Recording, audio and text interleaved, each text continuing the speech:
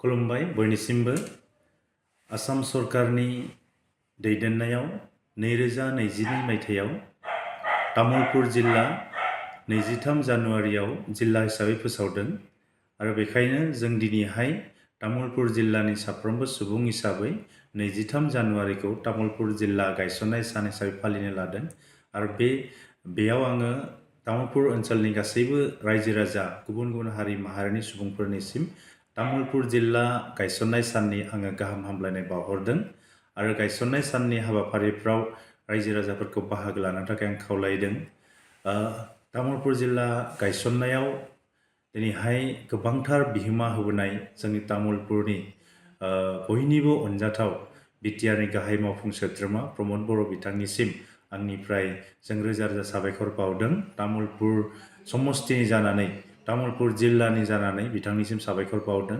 लोगोसेनो आसामनि बयनिबो अनजाथाव जोंनि गिबि मन्त्रि डक्टर हिमन्त बिश्व शर्मा बिथांनिसिमबो जों तामुलपुरनि जानानै साबायखर बावदों तामुलपुरखौ गंसे जिल्ला हिसाबै गायसनना होनायनि थाखाय।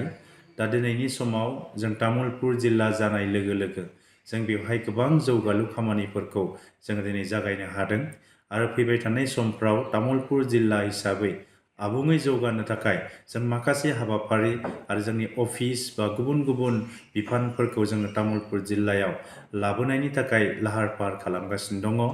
जोंनि गोजोनथाव बाथ्रा तामुलपुर जिल्ला जाखांनायनि उनाव जों दिनै तामुलपुराव गंसे मेडिकेल कलेज मोनफुंनो हादों। तामुलपुराव डिपार्टमेन्टलि जोङो हेड अफिसफोरखौ जों दिनै मोननो हादों जिल्लानि। लोगोसेनो जोङो दिनैहाय तामुलपुर जाखांनायनि उनाव जोंनि गिदिरथार जेंना कुमारिघाटानिफ्राय नयाबस्थि थांनाय जि लामा बाग्ला दालाङानो होन कालानदि दालाङानो होन बा गुबुन गुबुनफोर दिनै लामा दालां बेफोरखौ दिनै बानायगासिनो दङ। पुरान चकनिफ्राय बरमा थांनाय थोंजों लामा बेखौ दिनै लुफुंगासिनो दङ। बेजों लोगोसे दिनैहाय बेवहाय तामुलपुर जिल्ला जाखांनायनि उनाव जोंनि गंनैल' थानाय जि भेन्सार कलेज दिनै कलेजखौ दिनै आबुङै सरकारि खालामनाय जाबाय। दा बेवहाय गोबां जौगालु खामानिफोर दिनै फरायसालिनि थाखाय लामा दालां आरो गुबुन गुबुन हाबाफारिफोर दिनै तामुलपुर जिल्लायाव सोलिगासिनो दङ। फारफ्रोमबो दिगनिफ्राय तामुलपुर जिल्लाखौ आवगायलांनायाव आरो तामुलपुर जिल्लाखौ दिनै बयनिबो साबसिन जिल्ला खालामनो थाखाय जों बयबो नाजानांगोन।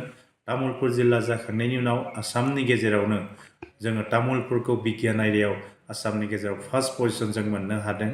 जायनि थाखाय आं तामुलपुरनि गार्जेन फोरोंगिरि फरायसा आफाद गुबुन गुबुन हारि माहारिनि लोगोसे गासैबो रायजो राजाफोरखौ साबायखर बावदों बे जाफुंसारनायनि थाखाय।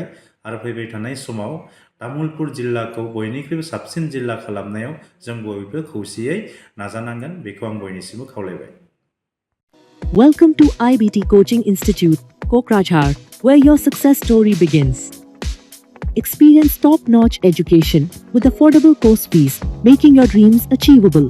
Learn from experienced faculty members dedicated to your academic growth. Our specialized teachers offer in-depth explanations and regular doubt-clearing sessions.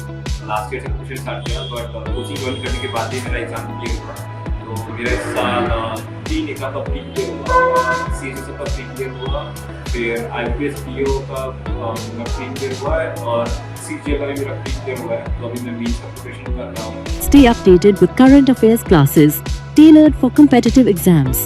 Boost your exam readiness with daily CBT and offline mock tests, ensuring you are always prepared.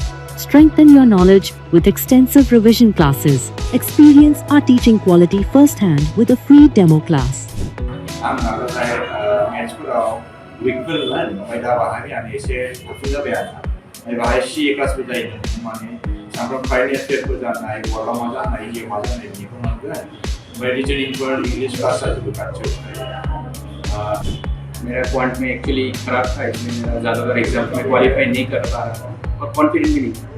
जब से मैंने join किया है तो मैंने point Pay actually अभी मैं point Pay अच्छा हूँ और कर भी पा रहा हूँ।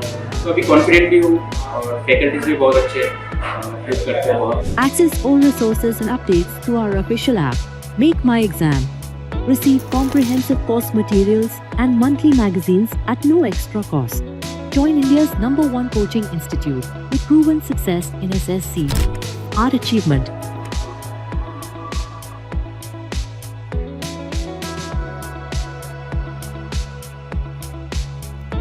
IBT Institute Private Limited, the largest coaching network across India.